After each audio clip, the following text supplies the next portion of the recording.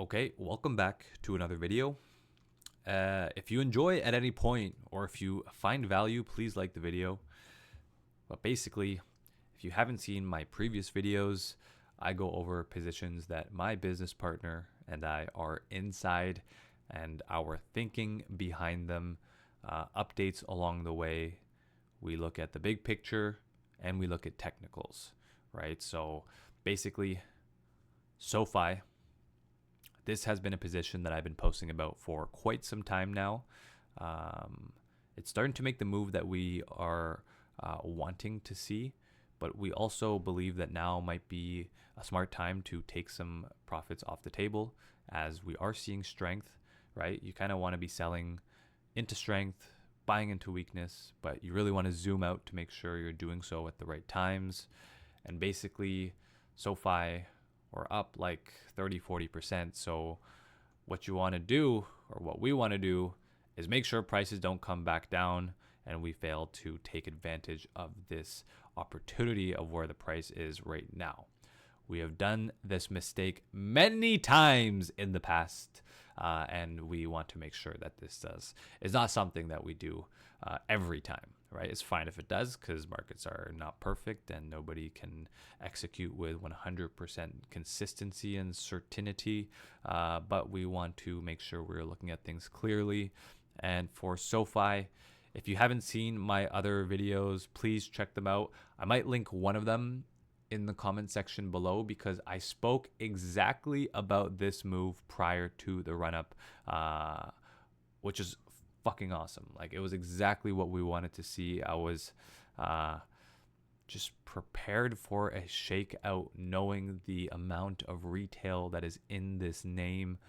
So this did not affect us whatsoever, right? So basically, I just posted a video on Tesla. We're starting to see that the macro and the micro are not lining up. There are a lot of moving parts in the world, but from our analysis and our view and our perspective and our lens of the world, there is a lot of negative factors that can possibly push prices down. So we're starting to be a little proactive, right? I shared this in Tesla and we're kind of seeing the same thing for this position in SOFI. We're up quite substantially. We are willing to trim some of our position to lock in some money.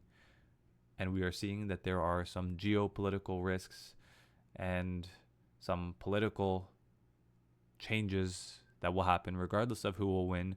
There will be changes. And basically, the way that I'm seeing it is whoever wins, since the markets have been going so strong up until the elections, which is in about a week and a half, 2 weeks. Basically, the way that I'm seeing it is, if you look at poly markets, that's kind of my gauge right now, which I don't trust so much, but I think the markets are trusting. And basically, the markets are pricing in a Trump win. If Trump wins, and everybody knew this beforehand, there is nobody left to buy if you're bullish on the markets if Trump wins, right? So basically, this is like a sell the news event for the elections based on what we're seeing, right? Look at DJT. You know, it's that type of action. So basically, the way that I'm seeing this is SOFI, we are reaching a level where we're definitely going to start to slow down. It's a Friday. We are seeing some escalations in the Middle East, right? Inflation might start to pick up again, right? You look at these guys like Paul Tudor Jones, Stan Druckenmiller, right? They're starting to place their bets, or they have absolutely placed their bets, that we might see a 1970s style stagflation. And then basically these guys are short bonds, right? So they're thinking rates are going to have to stay high. That doesn't line up with what's going on in the markets. Unemployment has picked up. Inflation is cooling, but not quite there yet. And now they're cutting rates. And we have all these tensions and we have all these factors globally, which everything, in my opinion, is connected, which can absolutely amplify the inflationary effects, plus the debt that the government has, all of these factors, right? There's no one. It's just how many variables are in play. And since there are quite a lot and the markets are going up, we feel that things are quite sensitive to any sort of catalyst that comes out which can shock the markets. For example, the carry trade back in August, right? So that is the update. Please watch my previous videos if you want to see the thinking on SOFI, right? It's very simple, but you only have a few positions that you can position yourself into.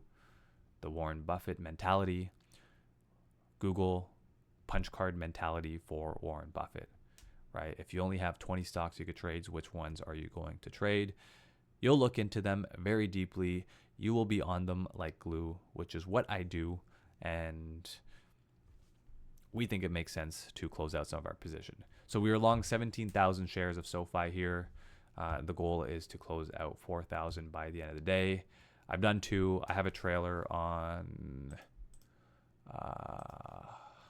right now. Basically, I think I was using, so basically I'm just using, where was it? I think, okay, it might have been on a different charting platform, but, oh, this is a trailer stop.